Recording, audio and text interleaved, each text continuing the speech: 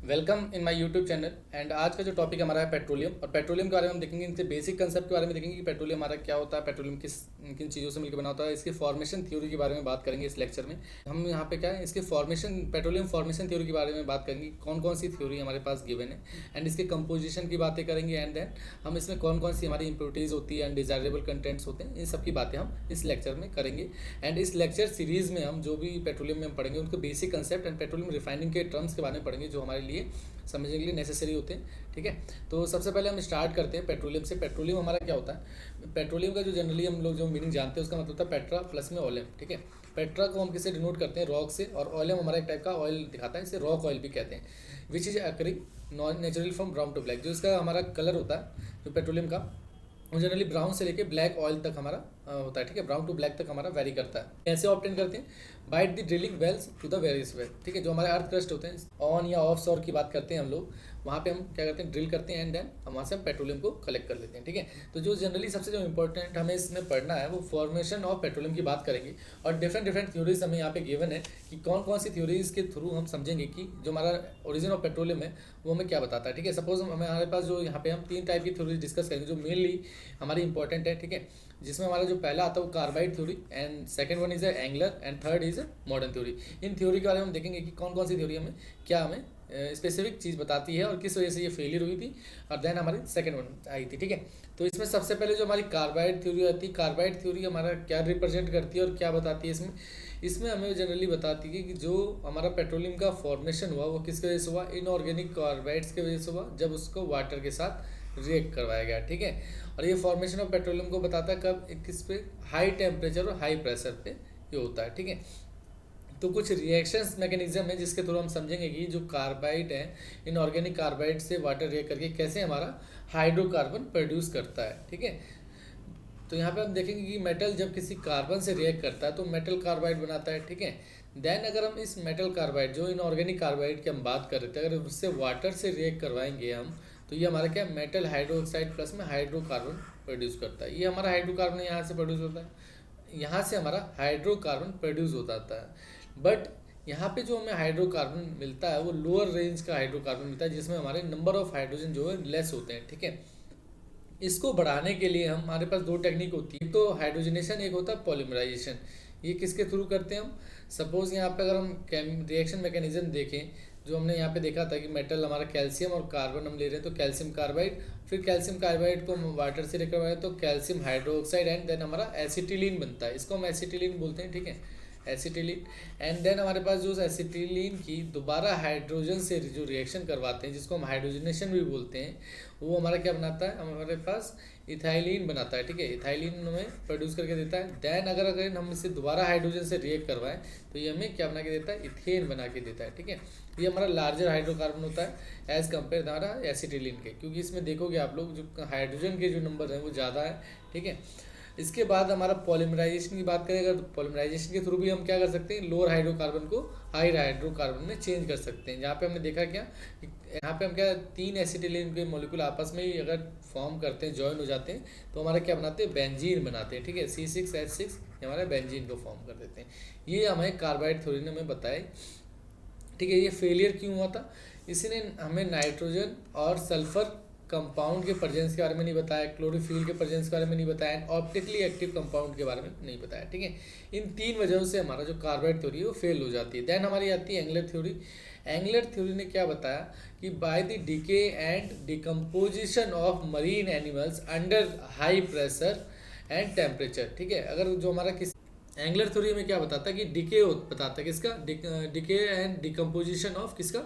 Marine animal, जो हमारे समुद्री जीव होते हैं। ठीक है, जब उसका डिके होता है या हमारे क्या क्षय होने लगता है, जैसे हमारे मर जाता है कोई भी एनिमल जिसकी डेथ हो जाती है, तो क्या करने लगता है? डिके एंड डिकम्पोजिशन होने लग जाता है उसका। ठीक है, अगर वो under high pressure and temperature अगर करता है तो वो हमारा क्या होता है? उसमें चेंज हो जाता है, पेट्रोलियम में हमारा चेंज होने लग जाता है। ठीक है, ये जो थ्योरी है ये हमारे किसके? Decay and decomposition of marine animal को सपोर्ट करती है। किस तरीके से सपोर्ट करती थी? इस यहाँ पे जो हमें पता चला, नाइट्रोजन एंड सल्फर कंपाउंड की प्रेजेंस मिली, एंड ऑप्टिकली एक्टिव कंपाउंड को इसने बताया हमें। और यहाँ पे एक चीज़ और जो निकल के आती है, जो मरीन एनिमल्स थे, जो समुद्री जीव जैसे हम कहते हैं, वो हमारे क्या था? सी में थे जनरली, और सी में जो रहता है आप जानते हो कि हमारा जो सी का जो वाटर होता है सॉल्टेड होता है, और जो पेट्रोलियम जो हमारा ओरिजिन होता था उसमें हमारे सॉल्ट की कंसंट्रेशन के प्रेजेंस को इस थ्योरी ने सपोर्ट करा, जिसे ब्राइन हम कह रहे थे, ठीक है। और ये फेलियर क्यों हुआ? क्योंकि इस थ्योरी ने हमारे क्लोरोफिल के प्रेजेंस को नहीं बताया, ठीक है। इसने क्लोरोफिल के प्रेजेंस को नहीं क्लियर कर पाया, इस वजह से ये थ्योरी हमारी फेलियर हो जाती है। देन जो लास्ट हमारी आती है मॉडर्न थ्योरी की बात करते हैं। मॉडर्न थ्योरी ने हमें क्या बताया? मॉडर्न थ्योरी ने हमें ये बताया कि जो कोई भी जो हमारा पेट्रोलियम फॉर्म होता है वो decay and decomposition of marine animal as well that plant और वेजिटेबल ऑर्गेनिज्म, इसके वजह से होता है, ठीक है। मरीन एनिमल्स के वजह से तो होता ही था, बट प्लांट और वेजिटेबल ऑर्गेनिज्म के बारे में किसने बताया? हमें मॉडर्न थ्योरी ने बताया।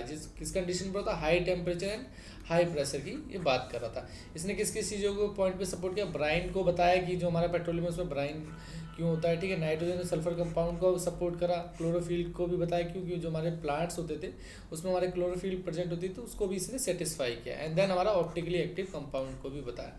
तो जो मॉडर्न थ्योरी है उसने सभी जो हमारे फैक्टर्स थे उस पर उसने चीज़ों को बताया। एंड देन हम मॉडर्न थ्योरी को यहाँ पे अप्लाई करते हैं, ठीक है, पेट्रोलियम क्लासिफिकेशन। इसके बाद जो हम कंपोजिशन देखेंगे, जो हमारे पेट्रोलियम जो हम जनरली हमारे पास जो क्रूड ऑयल जिसे बोलते हैं, तो उसमें जो हमारी कंपोजिशन होती है वो किस तरह से होती है। यहाँ पे हमारे पास डिफरेंट टाइप्स ऑफ हमारे एलिमेंट होते हैं। कौन कौन से? हमारे कार्बन, हाइड्रोजन, सल्फर, नाइट्रोजन और ऑक्सीजन। ये हमारे पास बेसिकली 5 टाइप्स ऑफ एलिमेंट जो प्रेजेंट होते हैं पेट्रोलियम में।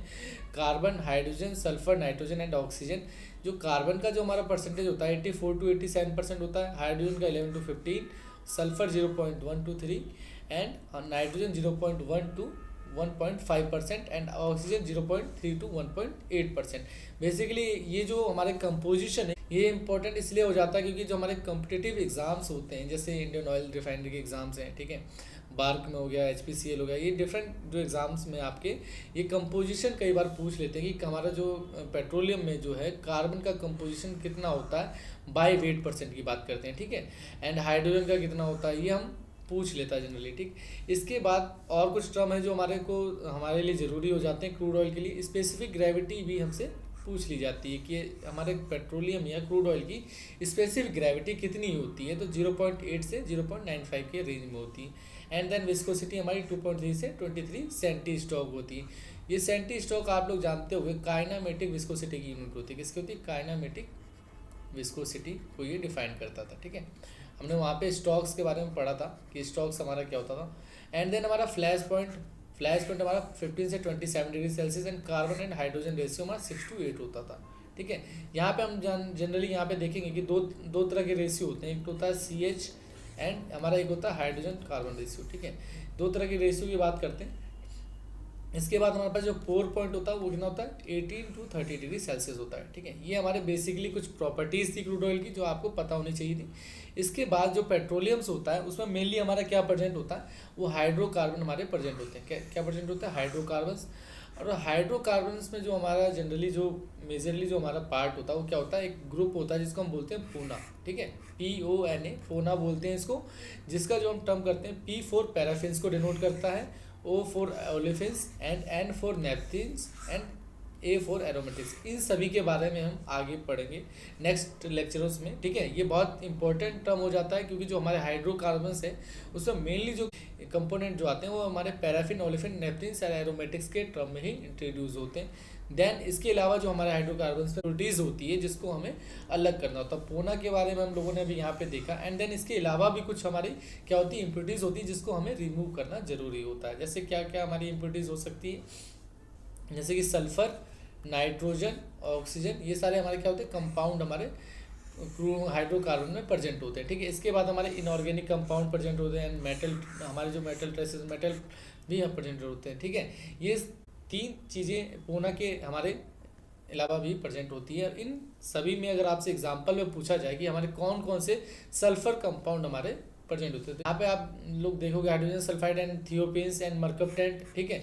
ये हमारे सल्फर कंपाउंड के टर्म में प्रेजेंट होते हैं जो सल्फर को डिनोट करते हैं किसी भी हमारे पेट्रोलियम या क्रूड ऑयल की, ठीक है। इसके बाद जब हम देखेंगे ऑक्सीजन रिलेटेड कंपाउंड कौन कौन से होते हैं? Alcohol, phenol, resins, organic acid, ये किसको रिप्रेजेंट करते हैं? हमारे ऑक्सीजन रिलेटेड कंपाउंड को डिनोट करते हैं, ठीक है। नाइट्रोजन रिलेटेड जो हमारे कंपाउंड होते हैं क्या होते हैं? पायरिडेंस एंड क्यूनोल्स एंड पायरोल्स, ये सब जो कंपोनेंट होते हैं हमारे नाइट्रोजन के रिलेटेड होते हैं। ये सब जो कंपोनेंट आप देख रहे हो ये हमारे लिए इतने इम्पोर्टेंट क्यों है, क्योंकि जो हमारे हमारे कम्पिटिटिव एग्ज़ाम में डायरेक्टली इनके नेम के साथ क्वेश्चन पूछ लिया जाता है कि सपोज़ आप ये बताइए सल्फर कंपाउंड इनमें से कौन सा है। सपोज़ आपको एग्जांपल में दे दिया जाए कि मरकपटेंट हमारा क्या सल्फर कंपाउंड है, तो आपको इजीली अगर ये चीज़ें याद है तो आप बता सकते हो मरकपटेंट किसका कंपाउंड होता है, सल्फर का। ये चीज़ें एक साथ लिखी गई है कि आपको ईजिली समझ में आए और आप लोग इस चीज़ों को याद रखेंगे, क्योंकि ये बहुत ही इंपॉर्टेंट हो जाता है आपके कम्पिटिटिव एग्जाम में। ये पूछा जाता है इसे डायरेक्टली क्वेश्चन। जैसे इनऑर्गेनिक कंपाउंड में अगर हम बात करें कौन कौन से होते हैं, सॉल्ट, क्ले एंड सैंड, ये सब चीज़ें हमारे इनऑर्गेनिक में बताते हैं। एंड देन हमारा जो वैंडियम प्लेटिनम जो होता है वो किस में होता है, मेटल्स में होता है, ठीक है। तो ये चीज़ें आप लोगों ने देखी, और ये सब जो कंपोनेंट है ये बहुत ही इंपॉर्टेंट टर्म है जो आप लोगों को याद होने चाहिए, जो हमारे किसी भी पेट्रोलियम इंडस्ट्रियल के बहुत ज़रूरी रहता है। एंड आई होप आप सभी को सारी चीज़ें समझ में आई होगी। Thank you so much video देखने के लिए आप सभी का।